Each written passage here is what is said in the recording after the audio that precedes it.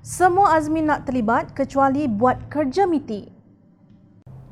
Sebelum kita kritik Datuk Seri Azmin Ali tentang apa sebenarnya bidang kuasa beliau, mari kita lihat profil kementerian yang dipegangnya.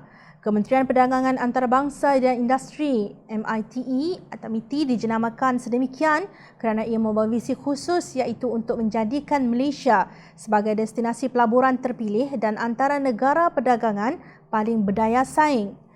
Misi MITI ada dua, iaitu pertama untuk menarik pelaburan berkualiti dan memacu inovasi dalam aktiviti perindustrian bagi menghasilkan barangan dan perkhidmatan nilai tambah yang tinggi. Kedua, untuk meningkatkan daya saing Malaysia di kalangan negara-negara perdagangan global. Justru daripada visi dan misi lahirlah tiga objektif MITI. Pertama, untuk merumuskan dan melaksanakan dasar pelaburan, perdagangan dan perindustrian bagi menjana pertumbuhan ekonomi yang mapan.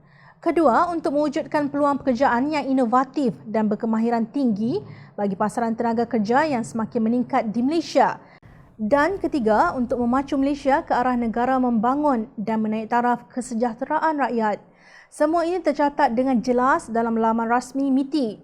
Mungkin Azmin tidak baca atau tidak mendapat nasihat yang tepat sehingga tersasul kepada menjaga perkhidmatan gunting rambut.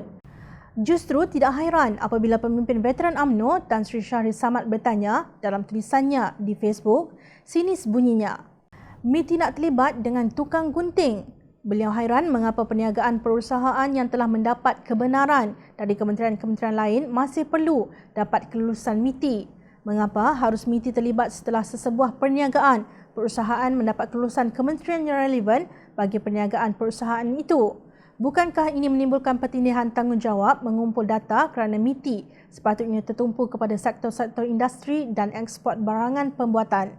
Mampukah MITI ikut kepakaran serta keupayaan kementerian itu untuk mendaftar dan kemudian memantau kesemua perniagaan perusahaan yang beribu-ribu memohon kelulusan untuk beroperasi? Soal beliau.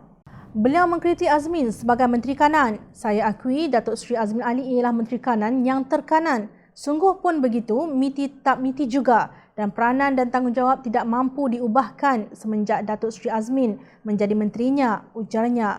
Syahri juga menyindir Azmin yang suka menggunakan bahasa bombastik yang pastinya sukar difahami. Sudahlah, saya berasa lega bukan Datuk Seri Azmin yang mengadakan sidang media yang dikendalikan oleh Datuk Seri Ismail Sabri. Ianya kerana kecenderungan Datuk Seri Azmin menggunakan perkataan-perkataan besar atau bombastic words. Beliau juga mempertikai mengapa MITI hendak menguasai sektor-sektor ekonomi yang di luar bidang tanggungjawabnya sendiri. Seolah-olah MITI pula sudah jadi sebuah super ministry di bawah seorang tokoh politik yang bombastik. Kalau itu tujuannya, gabung sahajalah MITI dengan Kementerian Perdagangan Dalam Negeri dan Hal Ehwal Pengguna, Kementerian Kerja Raya dan Kementerian Perusahaan Utama dan letakkan dua menteri itu di bawah Datuk Seri Azmin Ali dalam satu super ministry, sindirnya. Nampak tak bagaimana seorang penggerak kerajaan pintu belakang atau tebuk atap sebenarnya tidak mampu mentadbir urus kementeriannya sendiri. Bukan Jom Channel yang kata, pemimpin veteran UMNO yang pernah memegang pelbagai jawatan menteri yang kata. Sudah pasti cadangan Syahri itu akan ditolak oleh Tan Sri Muhyiddin Yassin. Bagaimana Perikatan Nasional hendak mengagihkan ghanimah kalau saiz kabinet dikecilkan?